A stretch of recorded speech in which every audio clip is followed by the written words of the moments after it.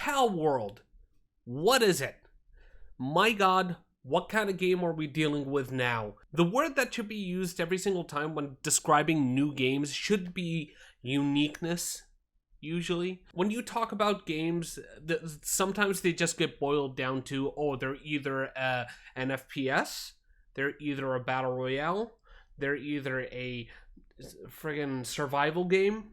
That's about it. They get just streamlined into this specific block and they never go away and they just stay there for the rest of their life, as much as they can say, but no, you can do this certain things and this certain things in the game, but it never changes. It's still just going to be considered that one specific genre, which is where PALWORLD comes into this mix. PALWORLD is a survival game. It's through and through a survival game. Collect material, create new guns, armors, build yourself a base, do whatever you can just to make it in this cruel island. But the thing that differentiates it from the other survival games that we have to pay attention to the most, because it is pretty much the reason why it's considered a meme game, kind of, before it came out, because we'll talk about that later. It has Pokemon. Well, I'm sorry, we can't say that word. They have pals.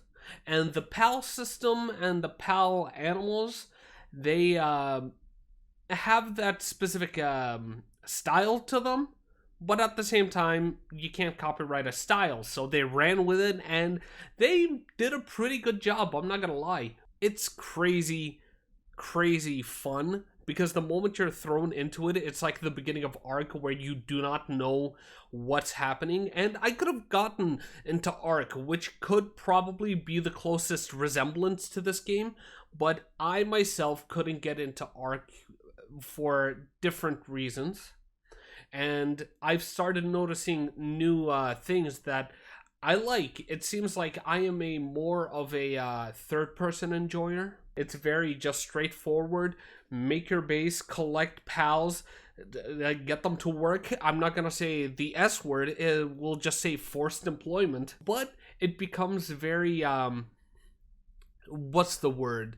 It becomes very loose with its own rules. And that's where the fun of any game comes from, basically. Replayability as much as possible in these games. And PALWORLD shows that it has the replayability. It shows that it has a very strong foundation, even for something that was meant.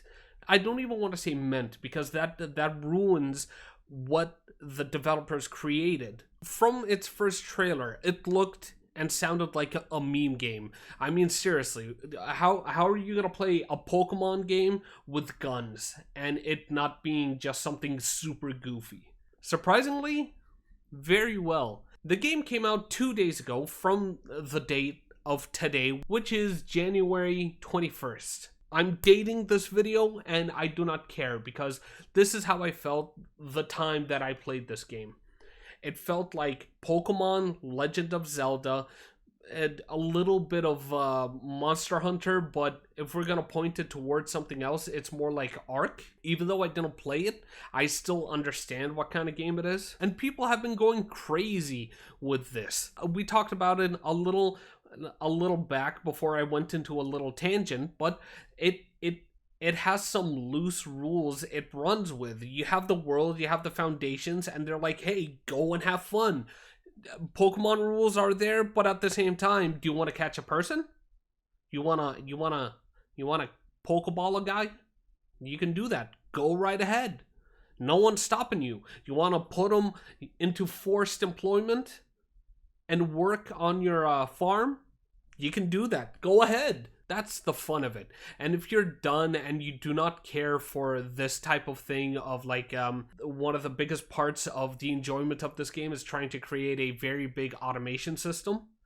And I've seen how hard the automation system goes in this game, and it's pretty funky, I'm not gonna lie. You can just skip out on all the automation, keep it very bare bones, level up in a different way, and just go and do dungeons, go and try to fight world bosses, even though they're pretty strong. And the leveling in this game is very weird. I don't understand how the leveling works exactly, other than the fact in the world through exploration you can get points of a specific green jelly thing where you can use it to level up your pals or level up your catching prowess.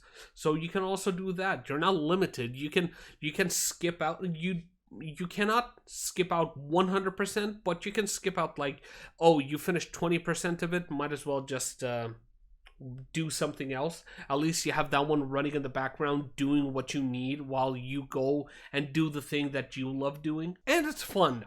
But currently, because of how crazy this game has gotten, the servers that you play on, the official ones or the community ones, I guess, one or the other, the official ones, we'll say, their pings are pretty spicy. I myself have to play on the European servers because God knows no one loves making games for the Middle East, or servers to be like a fact. So we have to stick to the European servers, and the pings are the usual. They're like 120 and above, and like under 200. I'm used to that by now. I'll play any game at 120 ping. I don't care. My issue is the 120 ping feels like 300 ping, and that hurts me because I also played a different game, Once Human, where I also played with 230 to 300 ping. Like I was already playing at that range, but in that game it felt much better than the European 120 that I was playing in. And that's probably because of how popular the game became in the first 2 days of its release. And it's still going hard, and good job for the developers. That's really awesome. But playing on official servers really hurts, which is why I guess the developers actually gave you the ability to make your own dedicated servers. And that's even cool. They tell you, hey, I know our servers are probably garbage, so why don't you make your own? This is still a really fresh game. I guess, yeah, it is considered early access, and even for an early access game, and I hope this becomes like the usual now, early access games have become more polished with time, and I hope they keep doing that. And we should hope that the updates come at a timely manner, and they have a mix of quality of life changes to like very major expansion updates where they have, I don't want to go too crazy and say like, oh, new worlds. Instead of having the map that we currently have, you can have maps to the different areas or regions or whatever you want to call it. Maybe it could happen. I don't think it would, but it's better to be hopeful than not be anything. So my enjoyment with this game has been non-stop, and I've been enjoying every single second of it, and I'll be probably playing it by myself and with a group, so stay tuned for that. And I hope that we get more polished games of this caliber, and I have to ask myself this question, and it's a question that we'll probably cover next time in a different video, fingers crossed. Why don't game devs, or AAA game devs, let's say more, take risks these days? With that, hit the like button if you like the video. If you dislike the video, hey, I'm not going to tell you not to dislike it. Go ahead. And I'll see you here next time. See ya.